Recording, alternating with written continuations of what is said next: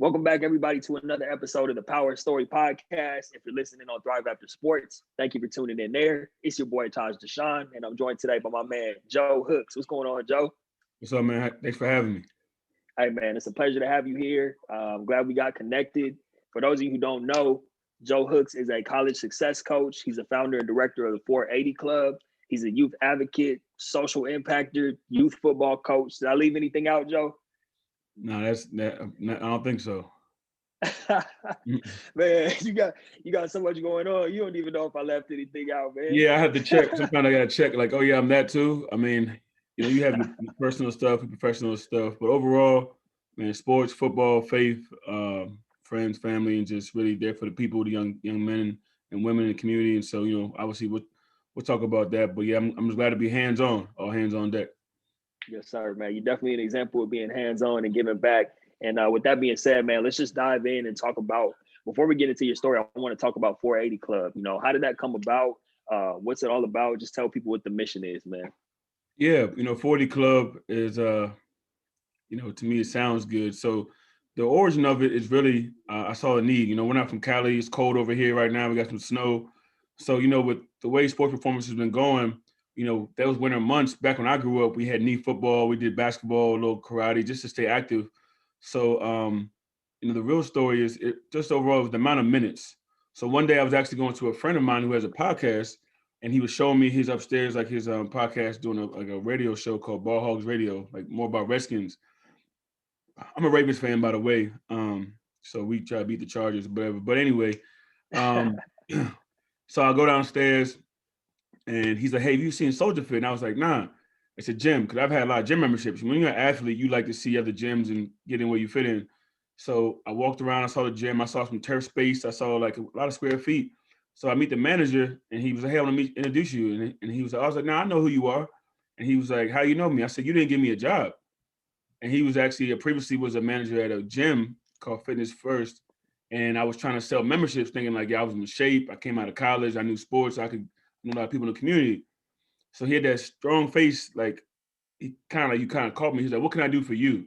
And I said, "Well, this space right here, I got some youth that really needs this time and space to get better during the off season, mentally and physically."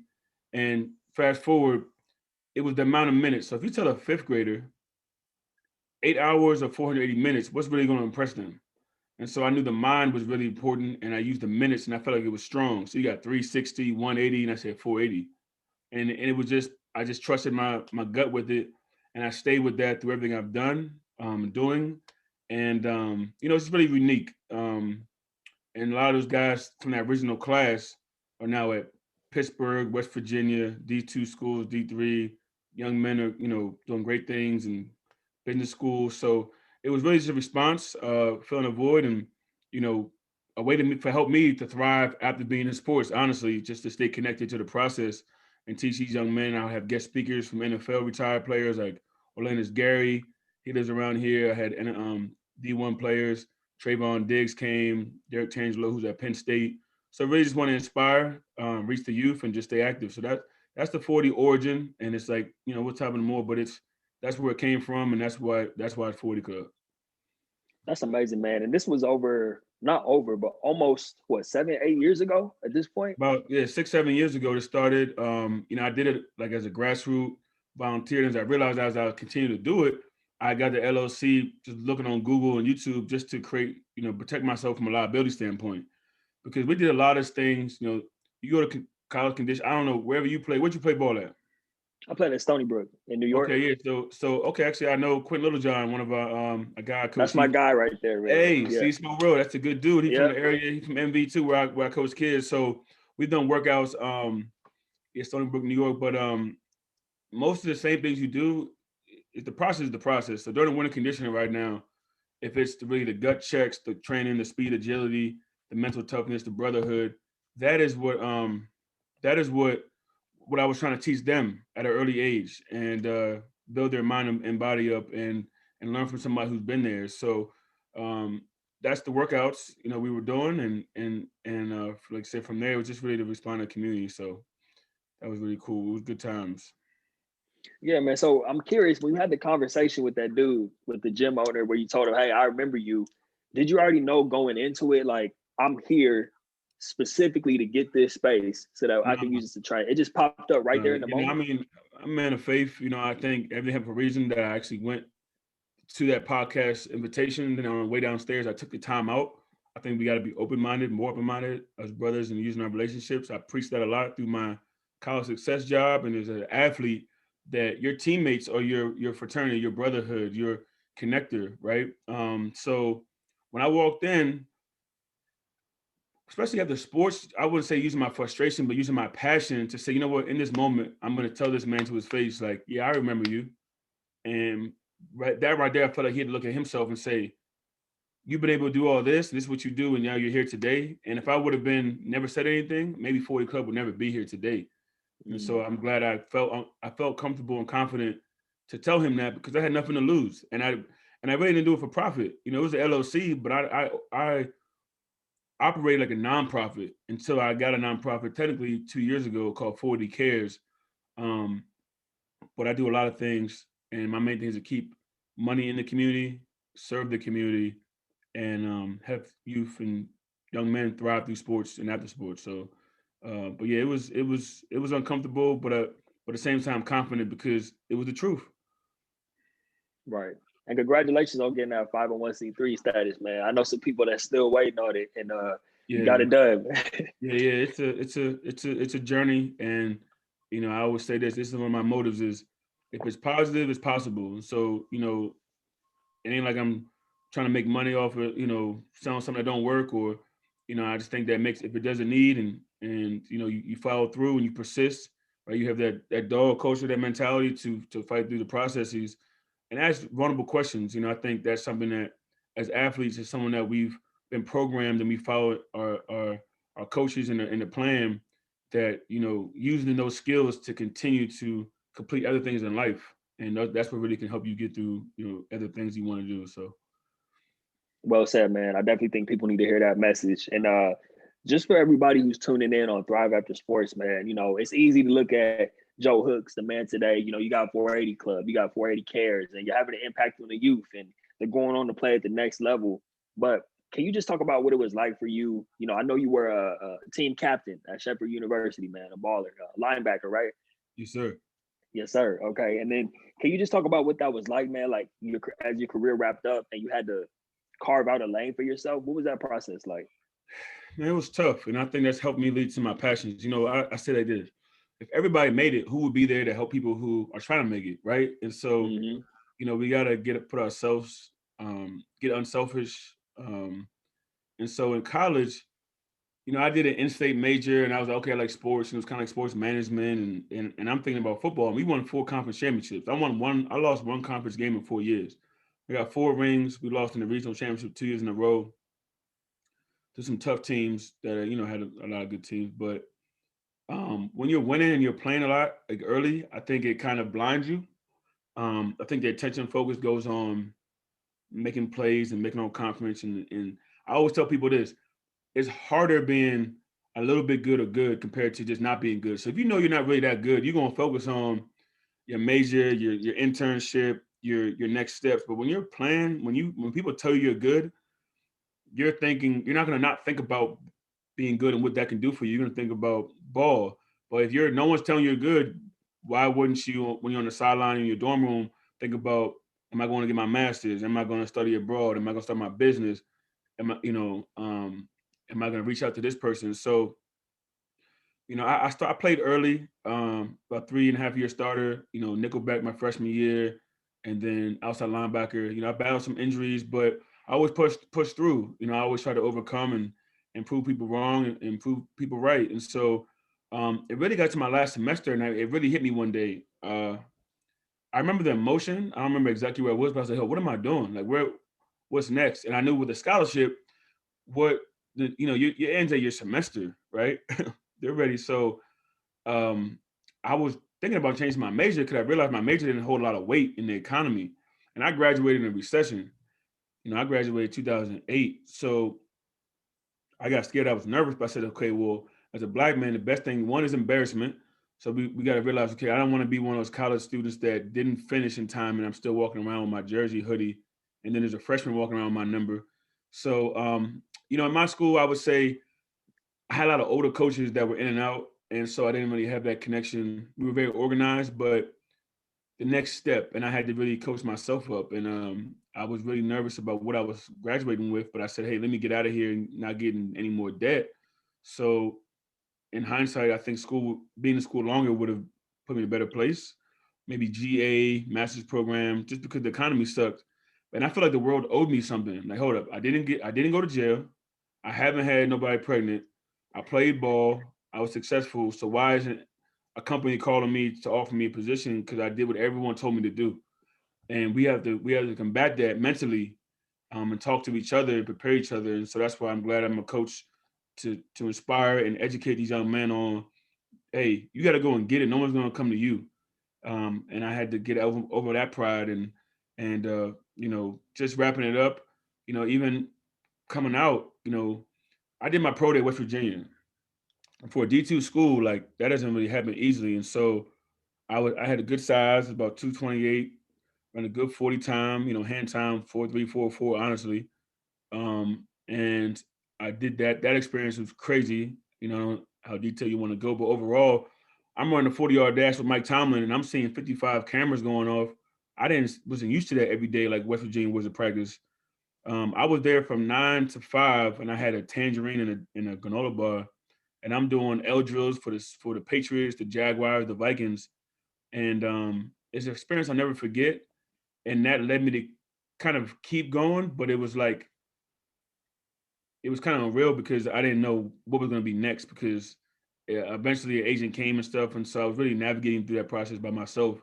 And it was kind of hard to let the game go. But then I know at the end of the day, things happen for a reason. And I've been able to impact a lot of young men to be better prepared or just have someone they can reach out to, to get to where they got to go. So, um, I value it more, but it hurt for a little while. And, I was at West Virginia, the Redskins called me and have them call my phone and say, hey, we want you to come to the facility to work out. That was just really testament to hard work. And I tell everyone that I coach that, hey, there's a chance if you're good, they'll find you. And that's definitely true. Right. Yeah, man. It's I love that you touched on the fact that a lot of us, especially as athletes, especially as Black men, we have this mentality that the world owes us something, man. And you kind of go through this. I remember I had people tell me while I was still in school, like, you have no idea how spoiled you are. Like you got everything handed to you on a silver platter because you're good at a game, and everyone else, they have to scratch and claw and figure everything out for themselves and how they're gonna come up with the money and this and that. And it's crazy, man, because like you said, you came out of school once, football didn't work out professionally, and you came out in a recession. So how did you overcome that? Because I know you probably had to do it quickly, like be like, okay, the world doesn't owe me nothing. I'm in the middle of a recession. But like, what was the next steps for you to just start the process of getting back on your feet to like even get to where you are right now? So honestly, keeping it a stack, like it wasn't really quick because I just dove into a different team, I would say. So I would hang out with different people that I wouldn't be around if I was trying to be on the track that I am now. So I'm in the Mm, strip club, I'm in the club life, I'm going out of town, I'm doing all that to keep my mind busy to not face reality. I was trying to not face reality, that it was over, that the world wasn't there for me. And I'm like, go to enterprise, work where? Work like, nah, I'm Captain Hooks. Like I did this and that. And so I really hid in that distraction for a while until, to be honest, you know what I'm saying, if this is gonna impact or touch on anyone's life. Like it was one day my mom said, she said, I love you, but she really actually said she wasn't proud of me. And that really triggered to me that can't be the last story. That can't be the story I write. That cannot happen. Cause that was a wake up call. And I needed that tough love. And that's what I got most out of football was tough love. That's how I responded. And so I always compare people like this. And it's no disrespect. It's like you either a lab where you want to be petted, or you a pit bull where you want to be a stick or rope you want to go get and hang on to and fight for and call for. So I'm the type of player that needed to be pushed and be told and doubted or told the truth instead of like pampered. And so, I didn't really grow up with a father figure or a coach like me. So, my mom was that safe haven, and she allowed me to stay with her. But I had to just tap into my passion. Honestly, I was doing a lot of things that I wouldn't even say. But one day I went down to MV. football field where I grew up. Actually, Stephon Diggs played there. Trayvon Diggs, his brother. You know, a lot of guys, a few guys that curve from the area, plays for the Panthers right now. I went down to work and I went back to my roots and I saw practice and I was like, hold up, I feel good here. This is what good feels like. And I realized the football game was brought me back. Football brought me back through the youth.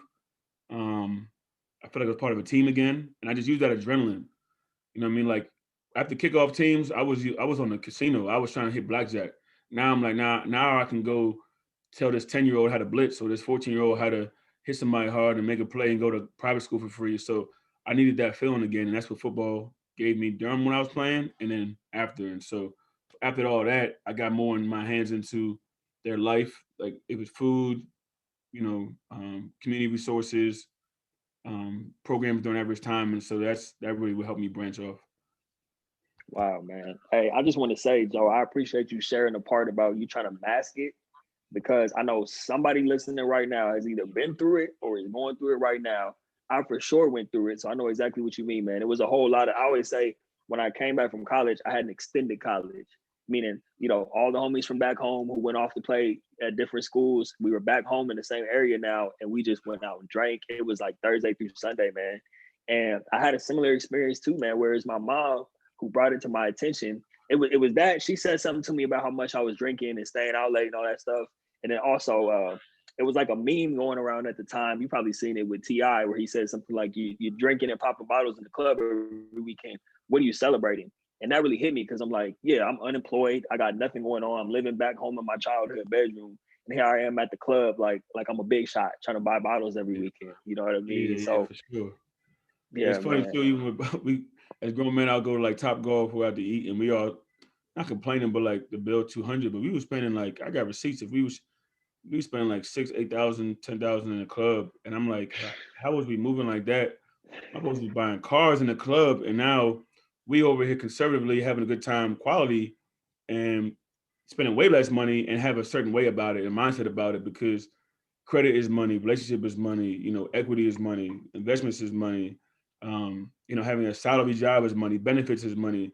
Not, this shirt doesn't need to be Gucci right now to make a difference. And so for a while we thought that did, like a jersey, like, oh, I play for Stony Brook, I play for Shepherd. That is my hoodie to what you are, what you're not. And so you know, yeah, it's really just getting humbled and hopefully sooner than later.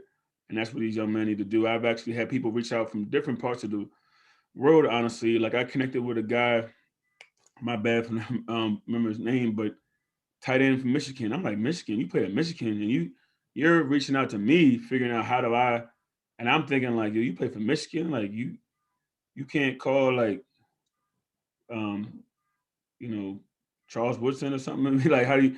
So it's just really like it's out there for everybody. Everybody go through it in their different ways. And I think what I've learned the last 2 years too is like having vulnerable conversations, and and that's why I don't mind being on this podcast because somebody either gonna listen, not listen, and it's just motivating somebody out there who might not know or feel comfortable to reach out yet.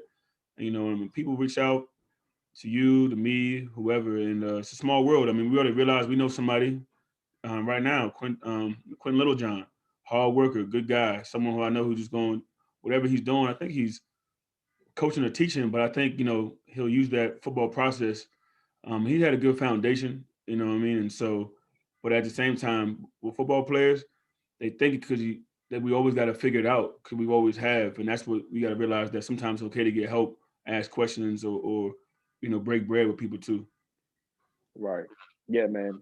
Once again, just dropping gems. That's all important stuff. Like you said, especially for football players and just athletes in general who are super prideful, man. Just feeling like for sure that was me. Like you just said, that was you too, where you feel like you can't ask for help. You can't show that you're going through something.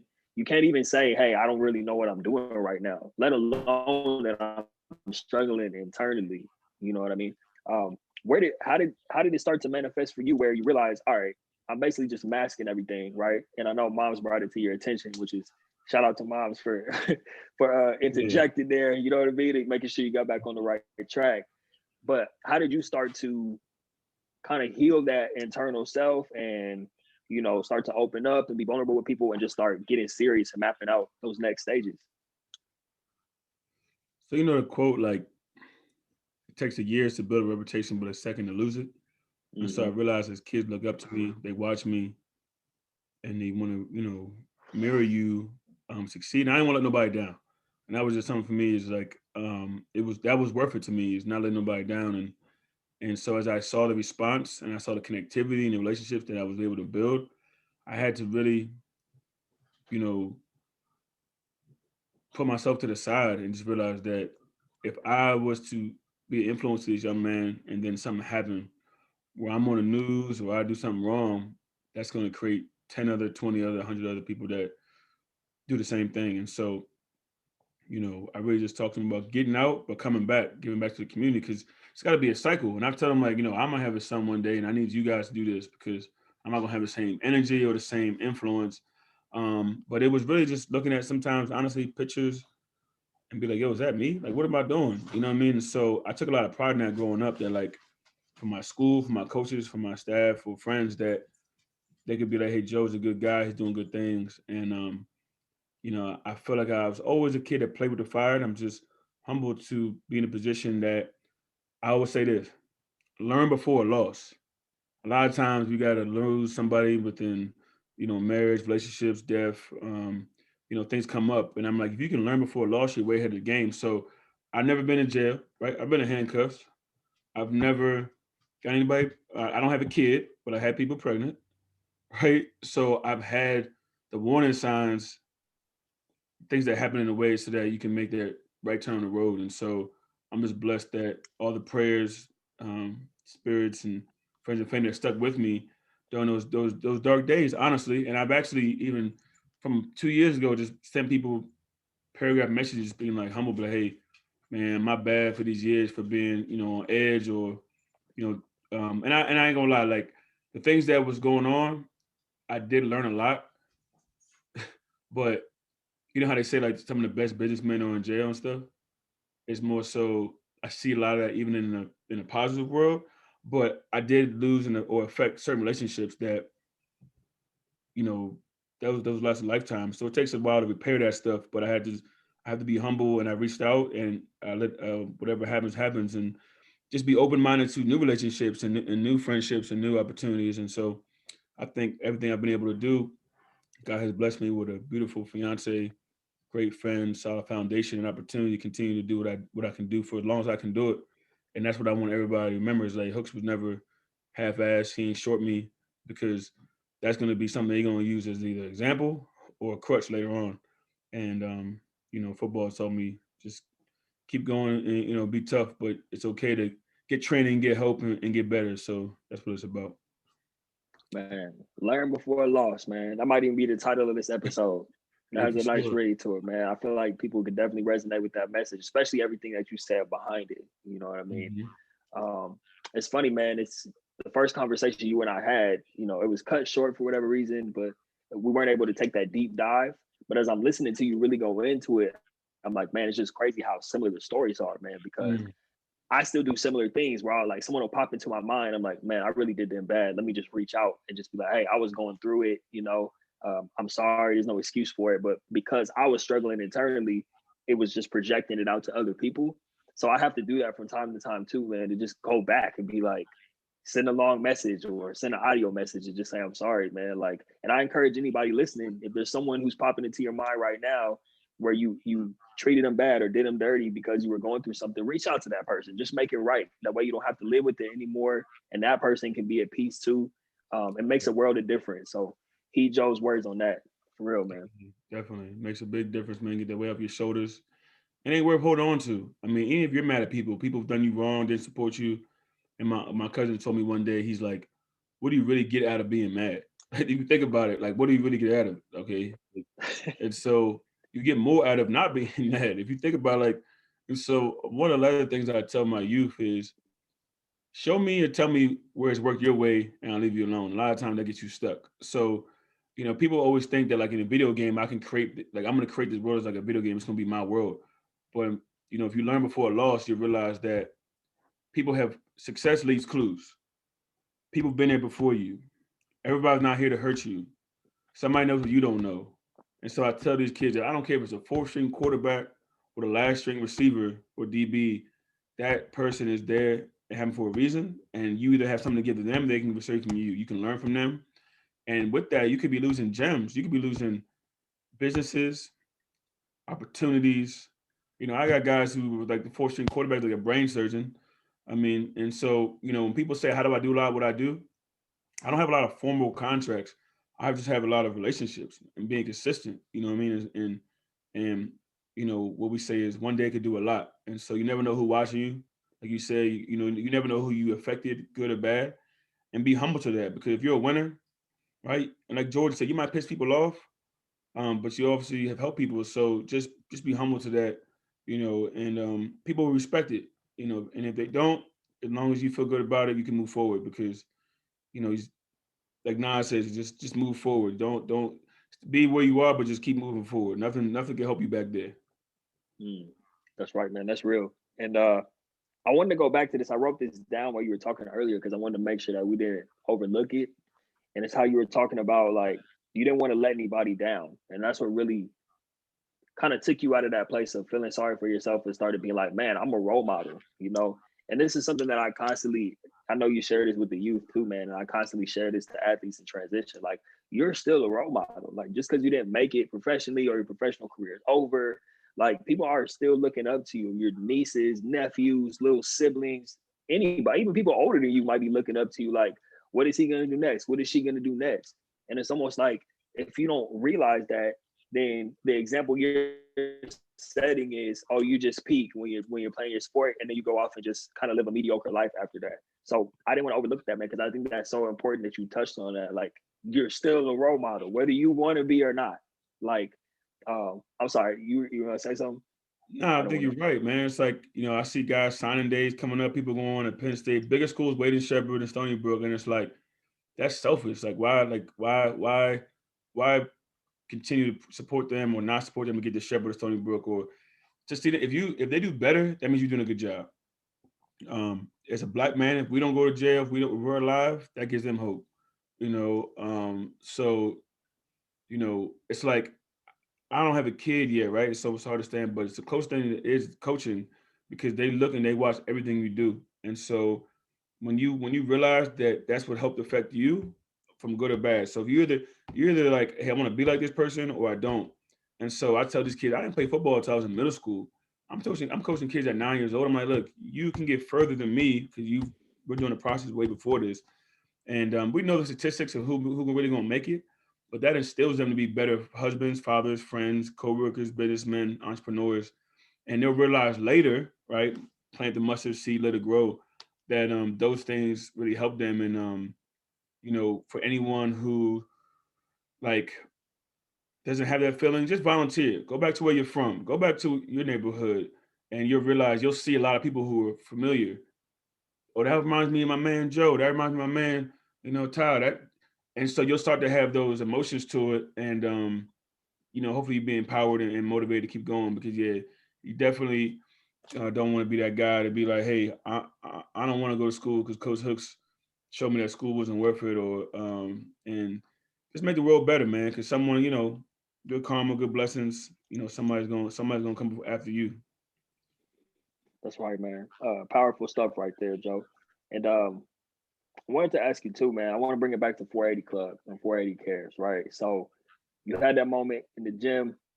The dude starts letting you use the space to start training kids. But that was only the infancy, man. That was only the beginning. Can you just talk about the evolution over the past 6, 7 Yeah. years? How you continue to grow it and push it and expand it and just have a broader impact on the kids, man? Yeah. So I've done that the last 7 years, probably 6 years. I obviously couldn't do it right now with COVID. That was the last thing I did before COVID. But so professionally, I was working in school systems, nonprofit, Department of Juvenile Services.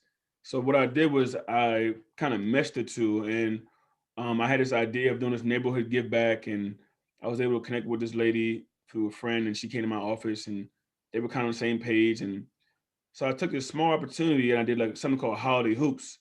And it's really having a heart. So just to even bring in more, my mother, who we talked about, she owned a daycare business, a home daycare business, right? And so that gave me the experience of working with diversity, young men and women, just having a heart.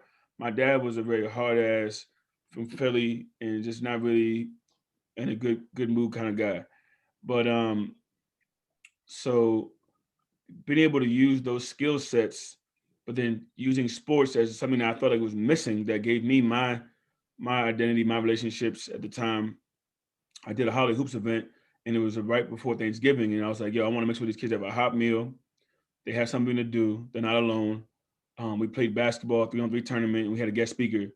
And that was really good. And from that small, basic to none, compensated wise, that created another conversation where I was able to get offered 2 contracts to partner and work in 2 school-based wellness centers. And what those are is an extension to the school with the county government that offers positive youth development, case management, health coordination, mental therapy, group mentoring. And so we know in the hook of sports and services really intertwine.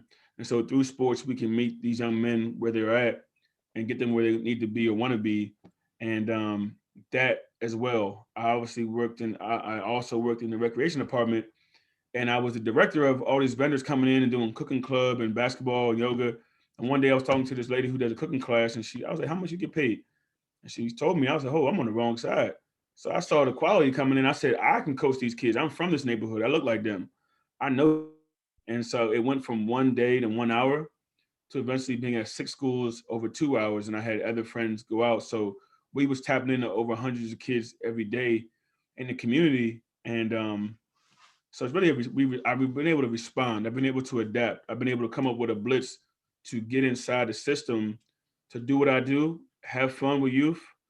They don't pay me cash, but the county dollars, the government helps me make an impact with these youth. And so that's how it's expanded to where I actually left the state's attorney's office and worked on my own LLC for a year. And now I'm blessed to work at college tracks that gives me the skill to work with younger adults. So I work with 4-year college students at Maryland University, Towson, Hood College, Salisbury. And so I'm really just looking to expand myself and grow, right? Climb the ladder and put it all in one big picture to either one day I have my own center or maybe the county creates a position where I can really do all the things I do with one hat into one. And so that was how it expanded. And it's been the consistency of effort. I'm really big on using the word effort, like Ray Lewis, effort between you and you, effort in relationships. So, I tell anyone can do it. If you use those 2 things, good things can happen. I love that, man. I think that's so important for people to hear too, Cho, because like you said, it's just effort in relationships, man. You had a vision, you knew what you wanted to do. And because you already had the vision, it was easy for you to just identify opportunities. You didn't really even have to look for them. They just kind of were presented in front of you because you were always focused on the big picture. Mm-hmm. And that's important, man. I love that you shared that. And I like how you went into the future too, because that was one of my questions I was planning on asking you is like, what's next? But you got the center, like having a center, I think that's a game changer, man. And because the type of dude you are, like, and what I'm learning through your story, I think that center is coming a lot sooner than later, man. Yeah. Yeah, Uh, I've definitely, try to dive in. They say the door, what is it? If you can't get the door, knock it down. But sometimes the door ain't always locked. You just got to really do the work to open it. And so I put my right. face to people. I've been consistent. And I would say only God knows what's going to be next, but I just know whenever it is that if I give my best effort and I use my relationships, things should work out. And so I'm still trying to prepare myself for whatever it is. And that's why it says in the Bible, it's like you don't know what I'm doing today, but tomorrow you understand. And so I think that's really like living. If you knew what was going to happen, how are you really living? You faithful steps. What I mean, prayer with action. And so I think that keeps me on edge, right? Like if you don't know what they're going to run, are they going to run a play action? Are they going to run a tall sweep? And so that feeling I love. And so I have visions at night. And so if you follow my page or my Instagram, like I'm doing an activity, I'm doing a program, and it's like I thought about it so much. Like I was talking to one of my fellow coaches. He works at a company and he does after school care, and it's like I want to have my own black male youth camp over the summer. Like I want to really nurture these kids, and as a black man, work with black boys, life skills, tough conversations, sports obviously is a hook, arts, all those things, and really see what we can do. And I think that's going to be unique. And I think, I have relationships with different people in different places. And I'm thinking that if that can kick off, one, it could obviously bring another stream of income, but two, make a bigger impact. And those two things matter to me. I want to make sure that it makes a bigger impact than the income. And so, the Bible says, enjoy the fruit of your labor. But really, a lot of times I do stuff for nothing because that's what really matters. And people got to realize that turns into something. A lot of people are like, I ain't gonna do that unless it pays me. Like, dude, the payment sometimes is the relationship. The payment is the opportunity. The payment is, you know, um, every Saturday I give out food to people, and I see women or men coming up with tears or pregnant with kids. To be that humble to come get food, there's no better way to start my Saturday to humbly put myself in a position to help, so that I enjoy and appreciate my bite, my drink, my opportunity to eat. Because things can change tomorrow, and hopefully they could be there for me. And that's what I think God created us all for, to be there for each other. So, to get to that point takes time, and I'm always trying to work on myself. I'm reading a book right now, just the way of the superior man, but just trying to find things to reassure my thinking. And when you don't have a coach, right? A lot of y'all watching, if you're an athlete, you got to learn how to coach yourself and use those things that coaches did teach you, those same tools. Studying the playbook, right? So study winners, study things that make sense, study things you don't understand, so you can have a better plan, right? A better way to attack that goal, and see what can happen. And it is what it is. You're gonna go that way or that way. And like I say, sometimes you be on a treadmill going nowhere. So I just say, take that leap of faith, be positive, reach out, fail fast, and it'll come to you sooner or later. We're just gonna let that breathe for a second, man. Anybody listening right now, there's nothing for me to Yeah. say, man. Just run back that last, I two, know I three talk a minutes. little fast, so if they want to rewind, but it's just, even coming here, I ain't got no script. We didn't really do too much. It's just really a conversation. We've talked one or two times, and wherever this goes, like, I know that guys put us in this time right now to talk about it, and hopefully, I'm not saying I get something out of it because I get it off my chest. I get to share it, and then receive it, and maybe Quentin, I don't know, but just like I said, you don't know what's next, and you gotta just keep doing things you want to do, and listen, right? Listen, right? Just everybody want to see, but listen, all right? Or what they say is talk less, listen more. One mouth, two ears. So, you know, just listen, and different signs, and trust your gut, and I'm sure that things will come to you. And that's what I love about grassroots leaders, man. We have a culture that obviously is worth millions, but we have a great mind. We have a great culture of people, and if we continue this, so many things can happen. You're gonna inspire someone to do a podcast. You're gonna inspire someone like me to write a book one day. Like, you influencing somebody every day, and so I'm a better talker, right? I could do an audio book, but I'm like, if somebody could do that, there is always, I say this: everybody got a story to tell, but it's up to you to tell it. And sometimes it's through being hands-on, sometimes it's through reaching other people, sometimes it's writing things, or saying, whatever it is. And so figuring out what's you and what's best, and sharing that story. So, I ponder about that in certain times. I think, I want to get to a certain place, but I have a lot of respect for you. Without you, we wouldn't have this conversation. So you got vulnerable. You tap into your passion than the status quo of what you should be doing. And you're taking the time out.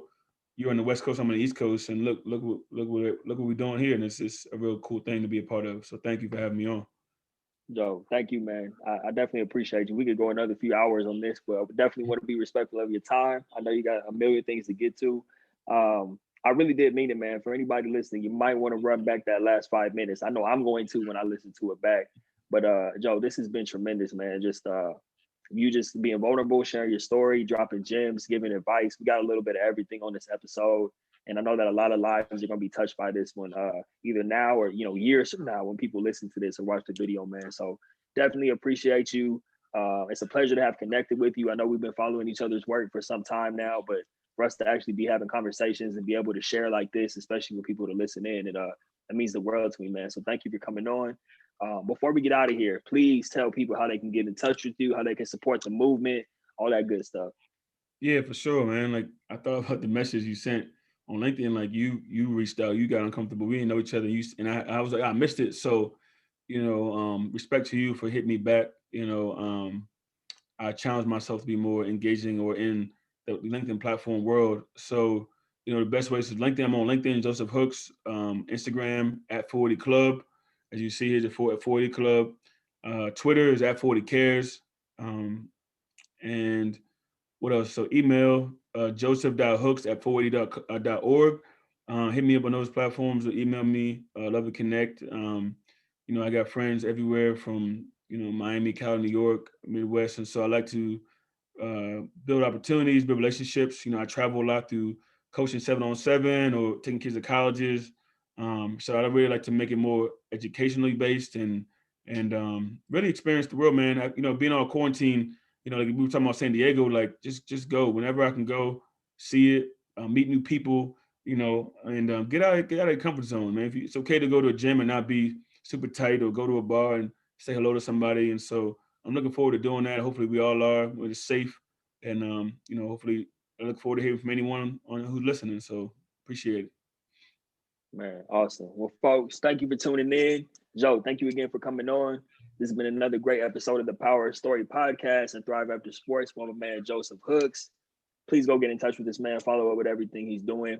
Thank you guys for tuning in. We'll catch you on the next episode. Thanks again, Joe. Appreciate you, man.